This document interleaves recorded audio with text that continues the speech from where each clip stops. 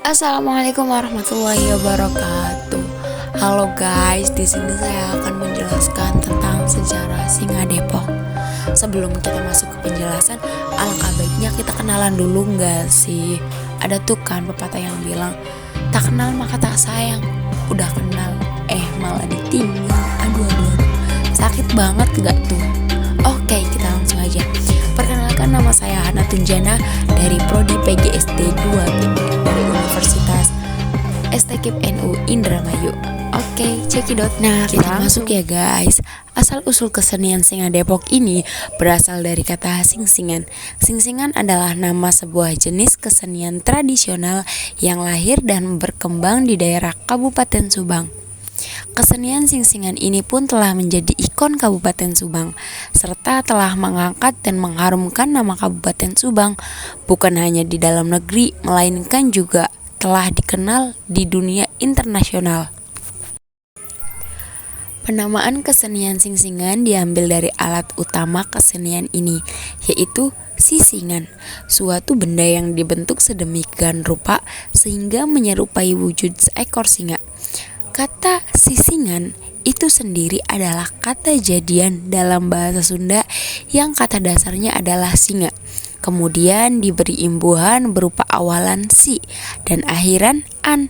Dalam bahasa Sunda, kata jadian yang dibentuk oleh pengulangan suku kata awal dari suatu kata dasar dan diberi akhiran an mempunyai arti menyerupai. Contohnya, memejaan, bubukuan, anjingan, mamanukan, sisingaan, yang artinya tiruan dari kata dasarnya atau bukan yang sebenarnya. Jadi dalam kesenian sisingan ini, alat utamanya bukan singa yang sesungguhnya, melainkan singa tiruan yang terbuat dari kayu.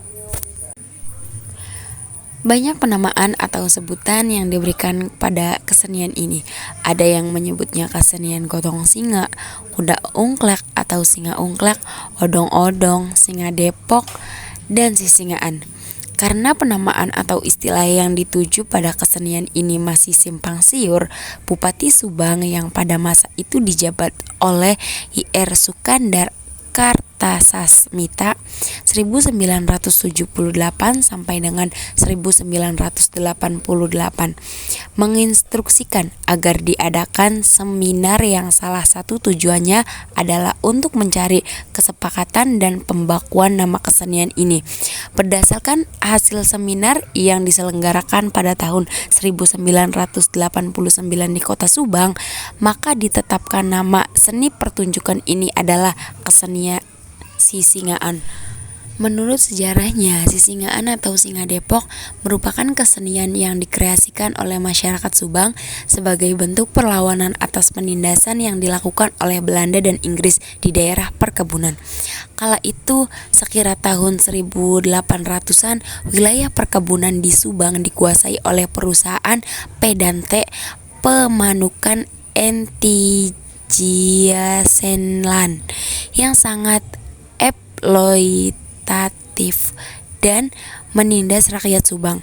Kala itu secara politis Subang diperintahkan Belanda dan secara ekonomi dikuasai Pedante Lands. Akibatnya sumber kehidupan terkuras dan rakyat hidup dalam kesengsaraan. Untuk melawan penindasan tersebut, sekelompok seniman melakukan peralatan tertutup melalui kesenian dengan membuat sisingan. Mereka membuat dua boneka sisingan yang melambangkan singa Belanda dan singa Inggris. Dalam setiap pengelaran, kedua patung singa itu ditumpaki anak-anak.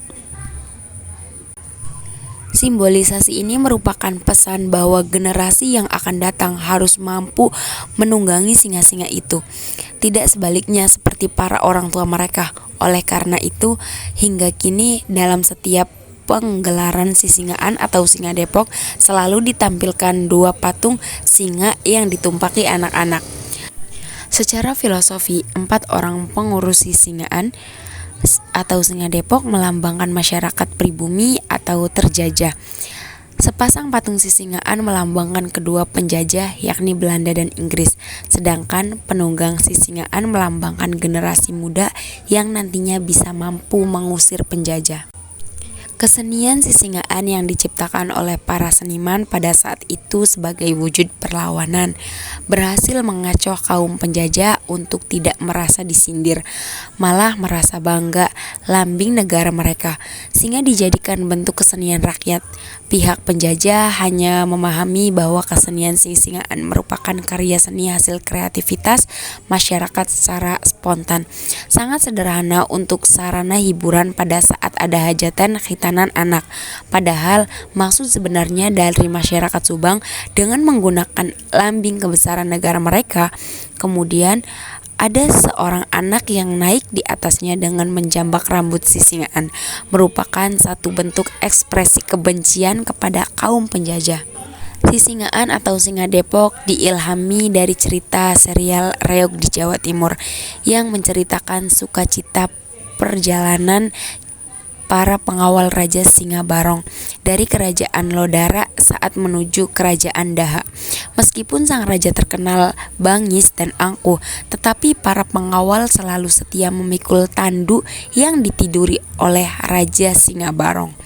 Setelah para seniman Sunda berdiskusi dengan seniman reog yang berbeda dengan reog dog-dog Sunda, bahwa reog Jawa Timur lebih menarik perhatian dan memiliki nilai filosofi dan catatan sejarah melawan kolonial Belanda, maka diciptakanlah sebuah kesenian yang mampu menunjukkan identitas khas Subang dari gagasan para seniman. Setiap kesenian tradisional pasti memiliki kepercayaan tersendiri dalam hal-hal mistis.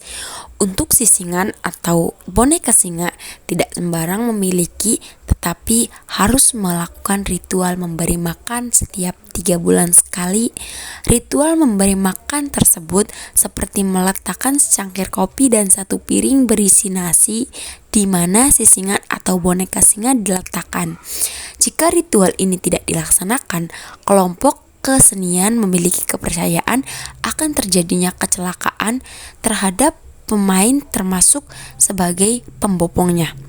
Beberapa pengakuan terhadap pembopong Sisingaan atau Singa Depok tersebut terasa berat diangkat, bahkan tidak bisa diangkat dan merasa pusing. Nah, di sini juga ada unsur-unsur pendukung kesenian Singa Depok. Sisingan atau boneka singa merupakan boneka singa yang dibopong oleh pemain dan dinaiki oleh anak yang khitanan. Untuk saat ini, boneka kesenian Singa Depok tidak wajib kepala singa, tetapi sudah ada yang berbentuk naga, burung elang, harimau, dan lain-lain, sesuai keinginan dari kelompok kesenian Singa Depok masing-masing. Pembopong dari Singa Depok terdiri dari 8 orang, setiap satu kepala singa dibawa oleh 4 orang. Pemain atraksi terdiri dari 5 orang. Atraksi yang ditampilkan biasanya seperti silat-silatan antara 2 kelompok yang berselisih paham dan 1 orang sebagai penengah yang juga sebagai penanda berakhirnya atraksi dan berujung damai. Kostum pemain atau pelaksanaan dari kesenian Singa Depok tidak diwajibkan harus seperti apa dan warna apa, sesuai selera kelompok, tetapi tetap masih memakai unsur dari pakaian tradisional adat Jawa Barat yang telah dimodifikasi. Instrumen yang mendukung terlaksananya pertunjukan Singa Depok adalah kolenang atau bonang, saron, gong, kendang, penonton, dan lagu-lagu. Bentuk penyajian kesenian Singa Depok di Desa Gadingan. Pertunjukan sisingan diawali dengan kata-kata sambutan yang dilakukan oleh pemimpin kelompok. Setelah pemimpin kelompok memberikan kata sambutan, barulah anak yang akan dikhitan atau tokoh masyarakat yang akan diarak dipersilahkan untuk menaiki boneka singa. Selanjutnya, alat pengiring ditabuh dengan membawa lagu-lagu yang berirama dinamis sebagai tanda dimulainya pertunjukan. Kemudian sejumlah 8 orang pemain akan mulai menggotong 2 buah singa. Setelah para penggotong boneka siap, maka sang pemimpin akan mulai memberikan aba-aba kepada para pembopong boneka singa agar mereka mulai melakukan gerakan-gerakan tarian secara serempak dan bersamaan. Para penggotong boneka itu segera melakukan gerakan-gerakan akrobatis yang cukup mendebarkan. Pertunjukan sisingaan ini dilakukan sambil mengelilingi kampung atau desa, hingga akhirnya kembali ke tempat semula. Dan dengan sampainya para penari di tempat semula, setelah sampai di tempat acara, barulah pemain atraksi melakukan atraksi di depan pekarangan rumah acara dengan anak tersebut masih di atas Singa Depok. Biasanya untuk satu lagu durasi 5-6 menit untuk para pemain musik dan sinden di dalam mobil pick up mengikuti di bagian belakang pemain karena kesenian Singa Depok melakukan arak-arakan. Oke guys, dan akhirnya sudah selesai penjelasan dari saya. Kurang dan kurangnya mohon maaf ya guys, karena saya juga masih sangat membutuhkan referensi yang banyak tentang sejarah ini. Oke guys, sampai jumpa di lain waktu. Jika bisa kita bertemu lagi ya. Oke. Kurang dan kurangnya mohon maaf. Wabillahi taufiq wal hidayah. Wassalamualaikum warahmatullahi wabarakatuh.